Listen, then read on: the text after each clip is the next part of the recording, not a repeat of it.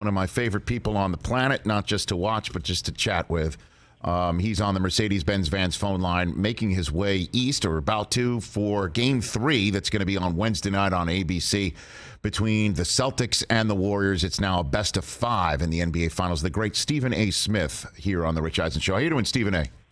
What's going on, Rich, man? Good morning. How are you, man? I'm great. Appreciate you giving us some time as you're making your way to the flight east. Your 2 cents on Game 2, well, the first 2 games. Go for it. Well, I think that the Golden State Warriors could have easily been up 2-0 in this series. They've had some big-time moments, particularly in the third quarter of each game. Unfortunately, they fell apart in Game 1. Was up 15 and ended up being down 15. Tremendous turnaround by the Boston Celtics. Game 2, that did not happen.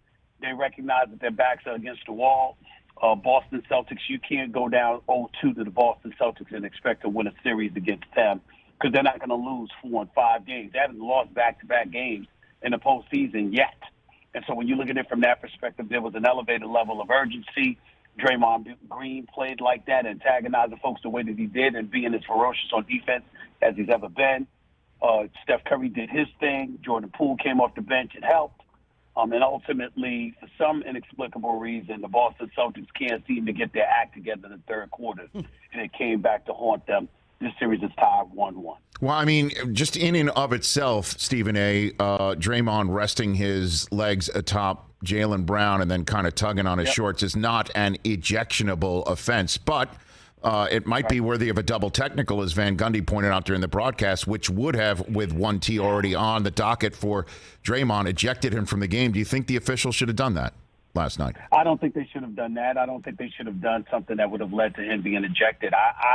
I'm not only am resistant to it, I abhor this thought process that we're supposed to avoid and ignore the actual moment that we're in. This is not a regular season game. This is the NBA Finals. And you want the game decided by the players on the court and the coaches in the coaching box. You don't want the play decided by officials. Now, granted, you understand that Draymond had already received a technical earlier in the game. And if you want to make the case that he's a bit too demonstrative and too bombastic when it comes to getting in the face of an official, I even understand that. But a play like that doesn't warrant an ejection. And if you know that it would lend itself towards him being ejected from an NBA Finals, it absolutely disgusts me that 20,000 people pack an arena and millions upon millions of people are watching it on television. And we just want to ignore that because that play customarily would warrant a technical foul. And we're just going to ignore the fact that it would lead to an ejection in an NBA Finals game.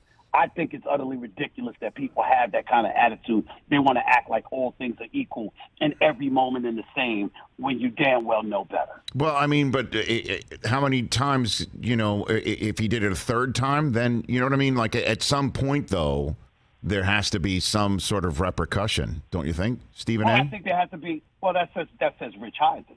Rich Eisen and I love each other dearly. We both, you love your wife, and I love her dearly as a friend of mine for 20-plus years. But I'm sure this isn't the first time, nor will it be the last, that we respectfully disagree.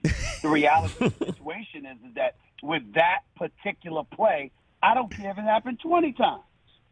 It doesn't warrant, to me, an ejection.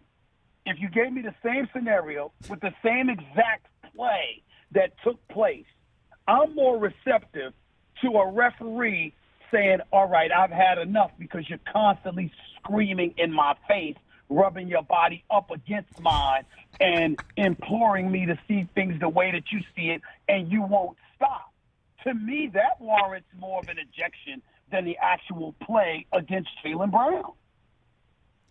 What do you think Money Green meant at the end of his press conference last night, that the Celtics are who we thought they were? He pulled Money Green pulled a Denny Green last night, Stephen A. What do you think? What do you think he meant by that? I don't know how wise that is. I don't know that wise that is, because let me tell you something right now. Jason Tatum is the star of this league.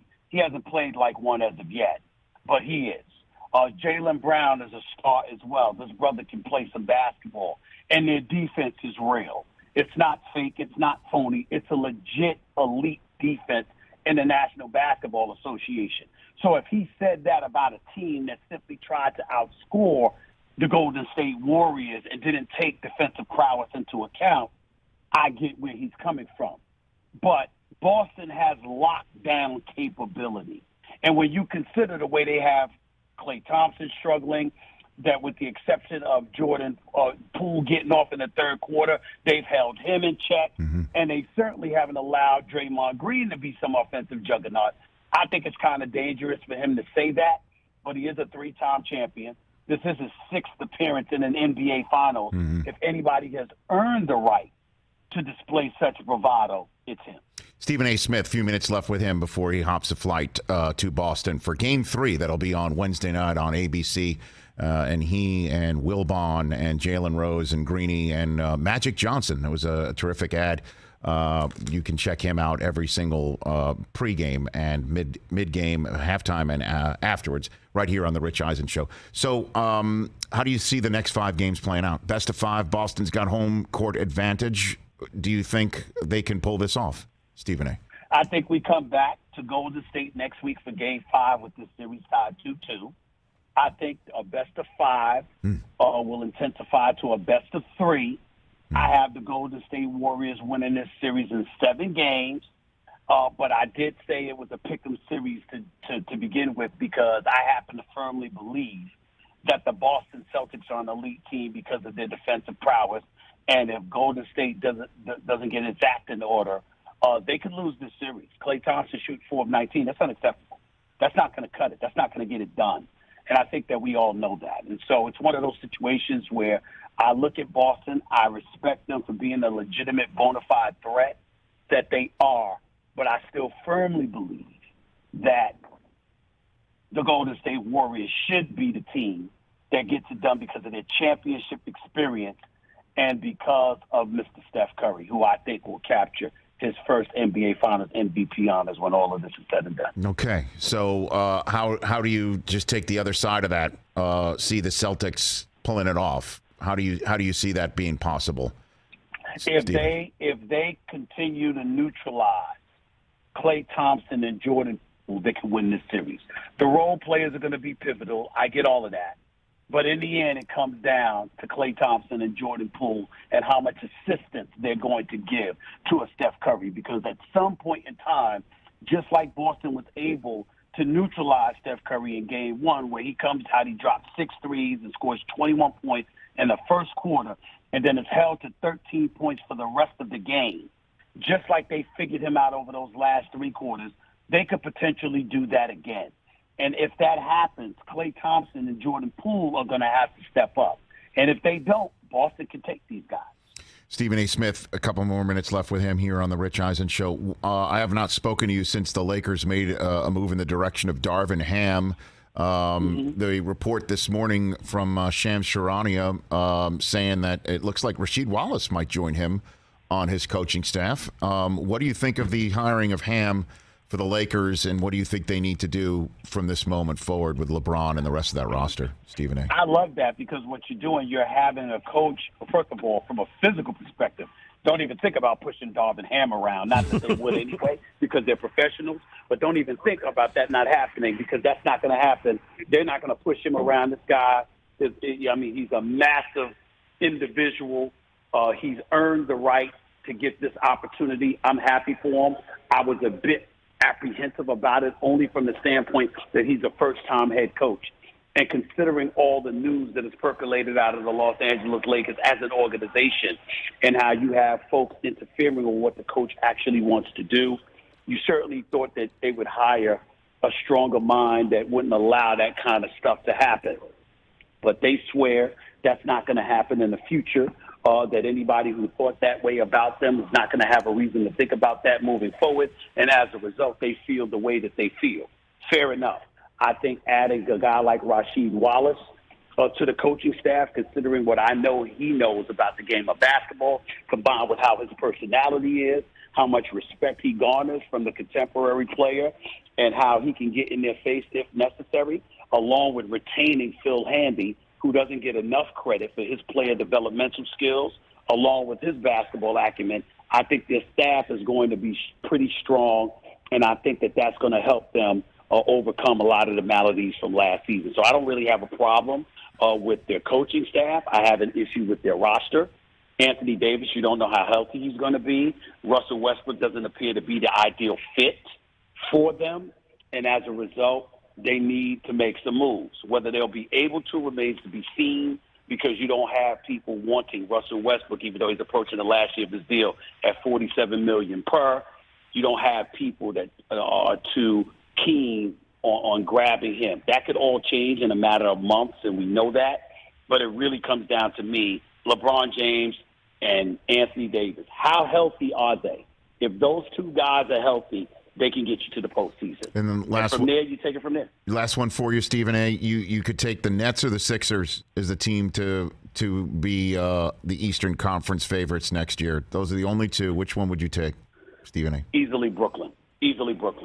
From a talent perspective, from an ability perspective, you got Kevin Durant, who I believe is the greatest player in the world when completely healthy.